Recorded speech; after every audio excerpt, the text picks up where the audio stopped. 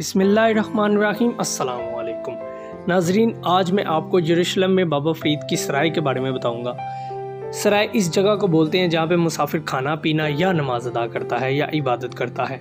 یروشلم یعنی وہ شہر جسے یہودی، مسیحی اور مسلمان مقدس زمین کے طور پر جانتے ہیں، لیکن یہ بات شاید بہت کم لوگ جانتے ہیں کہ اس قدیم شہر کے ایک علاقے کا تعلق انڈیا سے ہے۔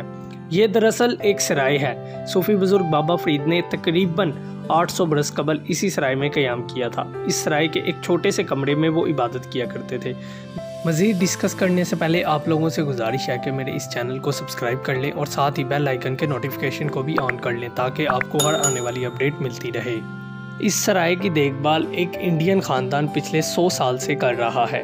800 سال پہلے سلطان صلاح الدین ایوبی نے اس شہر میں قبضہ کر لیا تھا۔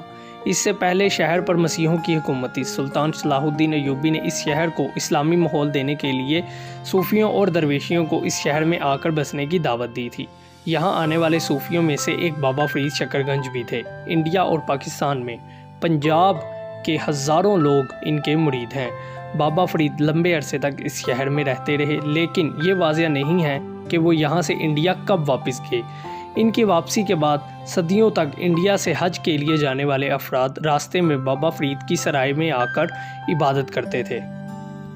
یہ سلسلہ پہلی جنگ عظیم تک جاری رہا۔ اس دوران مسجد اقصی اور شہر کی دوسری اسلامی عمارتوں کی حالت اچھی نہیں تھی۔ ان دنوں عرب ممالک بھی غریب تھے۔ اگر دولت تھی تو بھارتی نوابوں اور سلطانوں کے پاس۔ اسی لیے سن 1923 میں یروشلم کی مفتی نے کچھ افراد کو رقم لینے انڈیا بھیجا۔ انڈیا کی آزادی کے لیے لڑنے والے محمد علی جوہر نے اس کام میں ان کی مدد کی۔ اس جگہ پر انڈیا کا مالکانہ حق ہے۔ آج بھی اس جگہ کو دیکھنے کے لیے انڈیا سے نامی ہستیاں آتی ہیں۔ انڈیا سے آنے والے لوگوں کے لیے یہاں پر 6 کمرے بھی تعمیر کیے گئے ہیں جہاں وہ قیام کر سکتے ہیں۔ یروشلم میں کئی جنگیں ہوئیں اور یہ شہر کئی بار اجڑا، لیکن انڈیا اور بابا فرید سے منسوب یہ کونا 800 سال بعد بھی آباد ہے۔ آخر میں میری آپ سب لوگوں سے گزارش ہے کہ میرے اس چینل کو سبسکرائب کریں اور اس ویڈیو کو لائک کریں۔ شکریہ، اللہ حافظ۔